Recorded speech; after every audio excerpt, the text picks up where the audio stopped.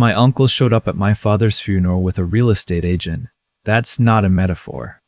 The casket hadn't been lowered yet, and there he was in the parking lot of St. Andrews, shaking hands with a woman in a navy blazer who kept glancing at her phone. I watched from the church steps, still holding the folded program with my father's photo on the front, and I understood something that most people learn too late. Grief doesn't pause greed, it accelerates it. 3 weeks later, my uncle filed papers to claim my father's lake house, the one my dad built with his own hands over 11 summers, the one worth $1.4 million on today's market.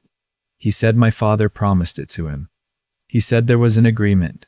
He said I was too young to understand. I was 27, and I had the deed in a fireproof box under my bed. My name is Caleb, and before I tell you everything, I want to ask you something. Where are you listening from right now? Drop it in the comments. Say hello. I read every single one, and it helps more than you know. Also, if this story hits you the way it hit me living through it, subscribe to this channel. Every voice keeps this going. Now let me take you back to where it started. The lake smelled different in October, not the bright mineral scent of summer when the water caught the sun and threw it back in sheets, but something heavier, colder, the smell of wet bark and turning leaves and wood smoke drifting from a chimney 2 lots down. I drove up from Nashville on a Thursday afternoon, the last real warmth of the year, pressing through the windshield as I crossed into Franklin County.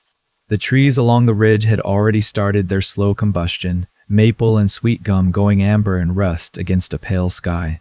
My father's lake house sat at the end of a gravel road that curved through a stand of white oak before opening onto the water. It wasn't large. 3 bedrooms, a stone fireplace he'd laid himself, a wraparound porch with rails he'd sanded until they were smooth as river glass, but it was the kind of place that felt larger than its walls. He bought the land when I was 4, back when lakefront in Timms Ford was still affordable for a machinist with overtime pay and a careful savings habit. Every summer, every holiday break, we drove down from Nashville. He taught me to fish off the dock before I could read, taught me to patch drywall, replace a faucet valve, re-shingle a roof in August heat so brutal it softened the tar paper under your knees. My mother left when I was 9, packed a bag on a Wednesday, said she needed to find herself, and found herself in Scottsdale with a real estate developer named Craig. She sent birthday cards for 2 years, then stopped. My father never said a bad word about her. He just worked more. Took extra shifts at the plant, picked me up from school in his steel-toed boots, smelling like machine oil and coffee, and drove us to the lake on Fridays like it was church. The house became ours in a way that had nothing to do with paper. It was the smell of bacon at 6 in the morning, and the creak of the dock under bare feet and the sound of his voice reading box scores from the Tennessean while I pretended to be asleep on the porch swing. Then he got sick. Pancreatic, the kind that doesn't negotiate. 8 months from diagnosis to the end. I moved back from Nashville, put my logistics job on hold, and spent those months driving him to Vanderbilt for treatments that shrank him a little more each time. He never complained, not once, but on a night in late September, 2 weeks before he died, he grabbed my wrist with a grip that surprised me and said, "The lake house is yours. Don't let anyone take it. Not your mother, not your Uncle Ray, not anyone." I told him I wouldn't. He looked at me the way he looked at a joint he just welded, checking for flaws, testing the hold. Then he nodded and let go. My Uncle Ray was my father's younger brother by 6 years. He sold insurance in Chattanooga and drove a truck he couldn't quite afford and talked about money the way people do when they don't have enough of it but want you to think they do. He and my father had been close once, in the way brothers are close when they share a childhood but not an adulthood. Ray borrowed money twice that I knew of and paid it back once. He visited the lake house every 4th of July, ate my father's brisket, drank his beer, and always managed to say something about how the property must be worth a fortune now. My father would change the subject of fishing. At the funeral, I stood at the front of the church and read a passage my father had bookmarked in a paperback he kept on his nightstand. I kept my voice steady until the last line, and then I didn't. Afterward, in the reception hall, Ray found me by the coffee urn. He hugged me, smelled like cologne and breath mints, and said, "We should talk about the lake house when you're ready." I said I wasn't ready. He said he understood. He didn't. The call came 18 days later. A woman named Dana from a title company in Tullahoma left a voicemail asking me to confirm a records request on the Timms Ford property. She said the request had been submitted by a Raymond Holt, listing himself as a co-owner with right of survivorship. I played the message twice, standing in my apartment kitchen with a cup of coffee going cold in my hand. Then I called her back and told her there was no co-owner. My father's will, drafted by an attorney named Martin Sharp and filed with the county, left the property solely to me. She paused. The request included a notarized affidavit, she said. I'll need to verify against the recorded deed. I drove to Martin Sharp's office that afternoon. He was in his 60s, deliberate and unhurried, the kind of lawyer who still used a fountain pen. He pulled my father's file and spread it across his desk. Your father was explicit, he said. Sole beneficiary, no ambiguity. The will's been through probate and recorded. Whatever your uncle filed is either a mistake or something worse. He looked at me over his glasses. I suggest you don't wait to find out which. That night, I couldn't sleep. I lay on the couch in my apartment and stared at the ceiling and thought about the real estate agent in the church parking lot. I thought about Ray's hug at the coffee urn. I thought about the title company and the notarized affidavit and the phrase, co-owner with right of survivorship, which sounded like something Ray had Googled at 2 a.m. and decided was real because he wanted it to be. I got up and opened my laptop and started making a list. By morning, the list was 2 pages long. I called Jonah, my best friend since high school, a guy who installed security systems for a living and had the kind of calm that made you feel like problems were just puzzles with missing pieces. I need cameras at the lake house, I said, and I need them yesterday. He didn't ask why. He just said, I'll bring the gear. I spent the next week building a wall made of paper. Martin introduced me to a colleague in Nashville, a woman named Priya Desai who specialized in asset protection. Her office was clean and spare, a single orchid on the windowsill, and she spoke in precise sentences that made me feel like I was being handed tools instead of advice. Irrevocable trust, she said, drawing a diagram on a legal pad. The property transfers from your name into the trust. The trust owns an LLC. The LLC holds the deed, the bank accounts, the utilities. Your name disappears from public records.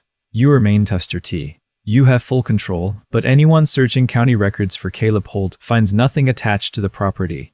She looked up. Your father wanted you to keep this house. This is how you keep it so that no one can take it. Not through a courthouse. Not through a forged piece of paper. Not through anything. I signed everything she put in front of me. Every page felt like a promise kept.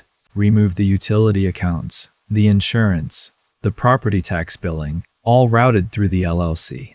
I opened a new bank account under the entity name and transferred the maintenance fund my father had set aside. When I walked out of Priya's office, the October air hit my face and I stood on the sidewalk for a full minute just breathing.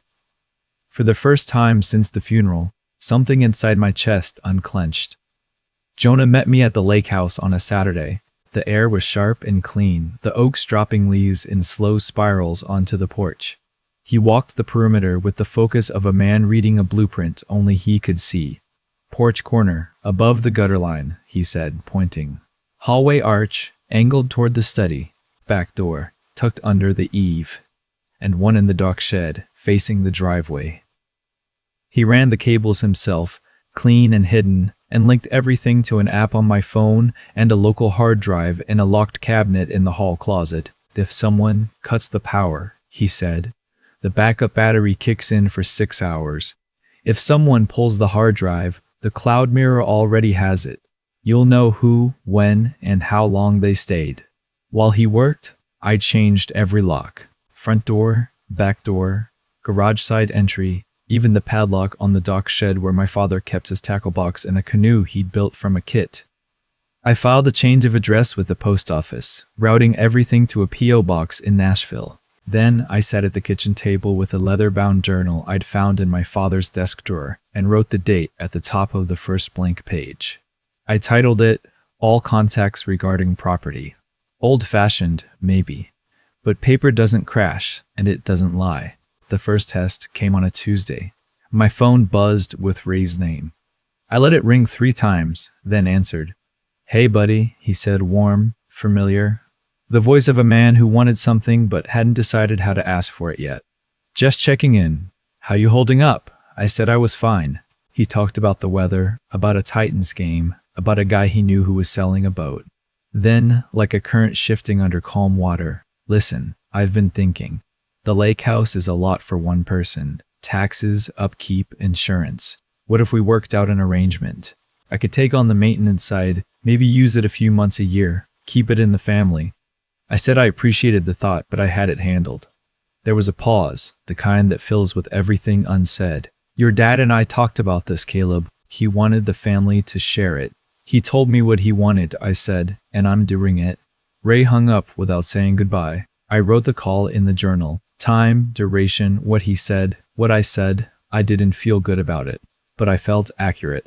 2 weeks later, a motion alert woke me at 11:47 on a Wednesday night. I opened the app and watched a figure move across the porch in the green glow of the night vision feed. Ray. He tried the front door handle, found it locked, moved to the side window near the kitchen, pressed his face to the glass. The security light tripped and he stepped back, hands in his jacket pockets, looking up at the eave like he was inspecting the gutters. He stood there for a full minute, then walked back to his truck and drove away. I saved the clip to the cloud and to a thumb drive I kept in my nightstand. Then I wrote the time in the journal and drew a line under it. In the morning, I forwarded the footage to Priya. She replied in 4 words. Good. Keep documenting everything. Thanksgiving arrived with a cold front that turned the lake steel gray. Ray's wife, my aunt Denise, called to invite me for dinner at their place in Chattanooga. It's been a hard year, she said. Family should be together. I went because sometimes you need to see the whole board. Their house smelled like roasted turkey and cinnamon candles. Cousins I hadn't seen in years filled the living room, and for an hour it felt almost normal, almost like the holidays before my father got sick. Then Ray pulled me into the garage, where the air was cooler and the conversation was meant to be private. He leaned against his workbench and crossed his arms. I talked to a lawyer, he said. There might be grounds to challenge the will. Your dad was on a lot of medication those last months. People make decisions they wouldn't normally make. I looked at him and felt something harden behind my ribs. His will was drafted 14 months before he died, I said. Before the diagnosis. Before any medication. Martin Sharp can confirm that. Ray's jaw tightened. I'm just saying there are options. For both of us. There aren't, I said. I went back inside, thanked Denise for the meal, and drove home in the dark. The highway was empty, headlights cutting through fog that sat low over the valley. I called Priya from the car and told her about the conversation. He's testing the fence, she said. He'll push harder. Be ready. She was right. In December, a cousin I barely knew sent me a message on Facebook. Heard you're keeping the whole lake house for yourself. That doesn't seem like something your dad would have wanted. I didn't respond. A week later, another cousin posted a photo of Ray and my father from 20 years ago, arms around each other at a barbecue with a caption about brotherhood and sharing. The comments filled with heart emojis and vague statements about fairness. I screenshot everything, saved it to a folder on my desktop labeled with the month and year, and wrote the dates in the journal. The campaign was quiet but coordinated. A slow drip of social pressure designed to make me feel like the villain in a story Ray was writing for an audience that didn't know the facts. I didn't argue, I didn't post, I didn't explain, I just documented. In January, Priya called with news that made me set my coffee down very carefully. Someone requested a full title search and certified copies of the recorded deed, she said. The request came through a company called Ridgeline Associates, registered to an address in Chattanooga. The registered agent is a paralegal named T. Voss, who was previously cited by the state bar for unauthorized practice of law. She let that settle. The request isn't illegal by itself. But combined with the affidavit your uncle filed and the will challenge he's floating, it's a pattern. He's building a case, even if the case has no legs. I asked her what to do. We prepare a counterfile, she said. Everything. The trust, the LLC, the probate records, the forged affidavit, the title search, the camera footage, the social media campaign. We make it clean, organized, and ready to present. If he goes to court, we don't just defend. We show the judge who's been acting in good faith and who hasn't. I spent a weekend at the lake house putting the file together. The trees were bare, the water dark and still, and the house felt like it was holding its breath. I sat at the kitchen table with the journal, the printouts, the footage stills, and a pot of coffee that I refilled 3 times. By Sunday evening, the file was 40 pages thick, indexed and tabbed, a record of every call, every visit, every social media post, every legal filing. I put it in a binder and placed it on the shelf beside my father's old copy of The Old Man and the Sea, the one with the cracked spine and the coffee stain on the cover. Then I walked to the dock and stood in the cold air and watched the last light drain from the sky. The lake was so still it looked solid, like he could walk across it. My father used to say that about frozen water. Looks strong, but you never know what's underneath until you test it. I went inside and locked the door. February brought the confrontation I'd been expecting, just not in the form I'd imagined. I was at the lake house on a Saturday morning, replacing a section of porch railing that had split over the winter, when a car pulled into the driveway. Not Ray's truck, a sedan, dark blue, with a woman behind the wheel I didn't recognize. She got out holding a manila folder and introduced herself as Karen Mercer, a real estate attorney from Chattanooga. "I represent your uncle in the matter of the Timms Ford property," she said, standing at the bottom of the porch steps like she was waiting for permission to climb.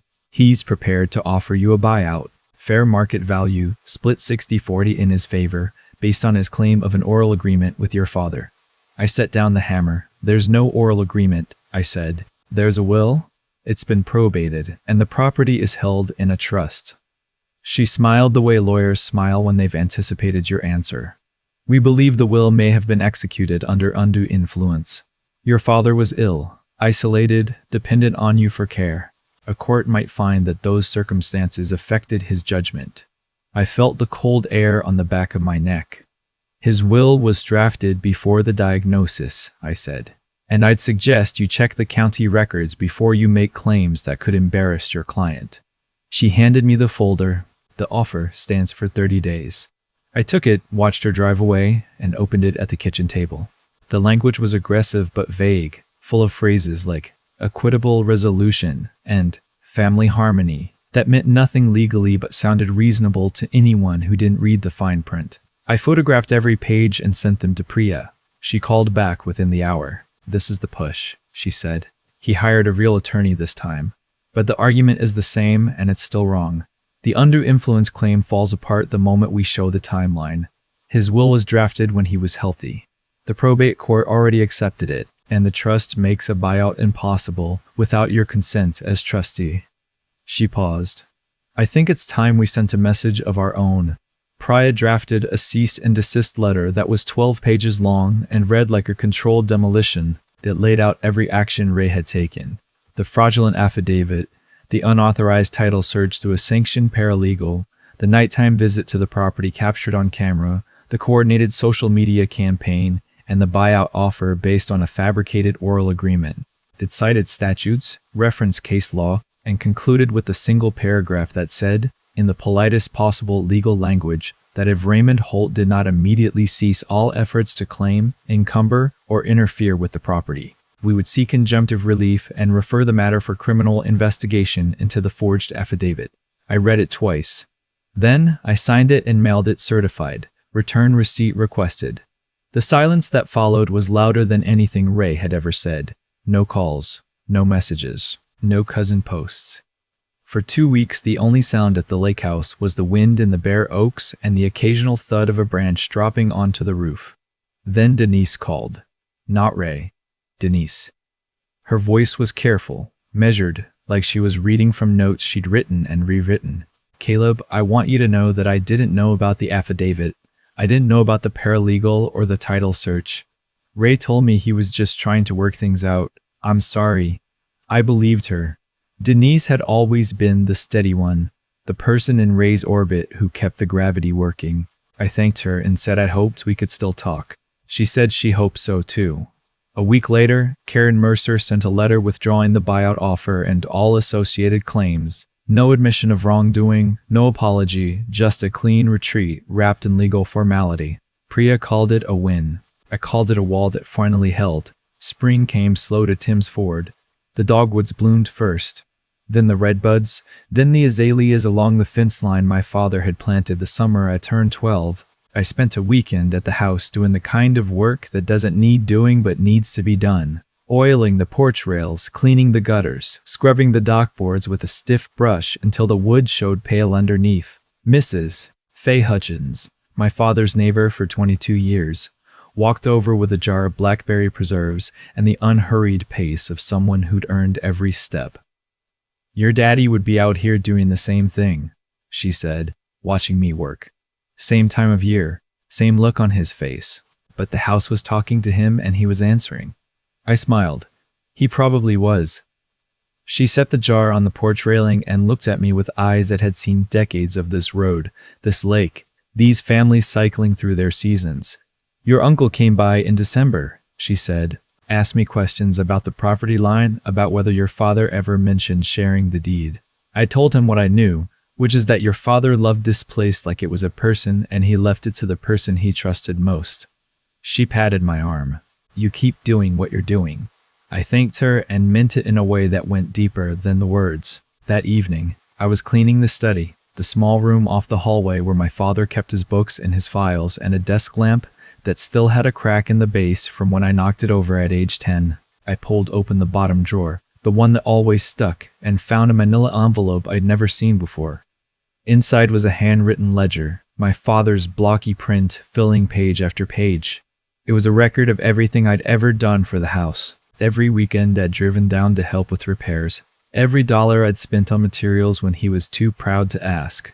Every hospital trip where I'd rearranged my schedule without being asked. Dates, descriptions, even small notes in the margins. Caleb drove down after his shift to fix the hot water heater, didn't eat dinner, didn't complain. And at the bottom of the last page, in handwriting that trembled slightly, written in what must have been his final weeks, "My son gave me his time when time was all I had left. He earned this house with something money can't buy. Don't let anyone tell him otherwise." I sat at that desk for a long time. The light outside shifted from gold to amber to a deep violet that settled over the lake like a blanket. I pressed my hand flat against the page and felt the indent of his pen, the physical pressure his words still held in the paper. I didn't cry. I just breathed slow and deliberate, the way he taught me to breathe when I was scared of thunderstorms as a kid. In through the nose, out through the mouth. Count to 4. The house was quiet around me, the way it always was at dusk. The boards cooling, the timbers settling, the kind of silence that isn't empty but full of everything that's already been said. I closed the ledger, slid it back into the envelope, and placed it in the fireproof box with the deed and the trust documents. Then I walked to the porch and stood where he used to stand, one hand on the rail he'd sanded smooth, and looked out at the lake. The water was still. The dogwoods glowed white in the last light. Somewhere down the shore, a dock light flickered on, and then another, a chain of small brightness stretching along the waterline like a sentence being written one word at a time. I thought about what Priya had said, that protection isn't aggression, it's maintenance. I thought about what Mrs. Hutchins had said, that the house talked to my father and he answered. I thought about what my father wrote in that ledger, not as evidence, not as ammunition, but as witness. He saw me, he wrote it down, and he trusted me to find it when I needed it most. I pulled out my phone and deleted the last voicemail from Ray, the one from October that I'd kept as evidence but didn't need anymore. The file was already in the binder. The binder was already on the shelf. The shelf was in the house that was mine, legally, structurally, and in every way that mattered. I locked the front door, checked the porch camera out of habit, and sat in the chair by the fireplace with the cracked lamp glowing beside me. The fire I'd built that morning had burned down to a low orange pulse. I didn't add another log. I just let it breathe. Before bed, I opened the journal to a fresh page and wrote one line. Protecting what you love isn't selfish. It's the last promise you keep. I set the pen down, closed the journal, and listened to the house settle into the night. The same groans and sighs it had made for 23 years, the sound of something built by hand, held by duty, and defended by the quietest kind of love there is. Outside, the lake held the moonlight the way a cupped hand holds water, gently, briefly, and with the understanding that some things are meant to be carried, not kept. If you're still here, thank you. I mean that. Hit subscribe if this story meant something to you, and leave a comment telling me where you're watching from. I read every one, and if you've ever had to protect something that someone tried to take from you, I hope you know you're not alone. Take care of yourselves. I'll see you in the next one.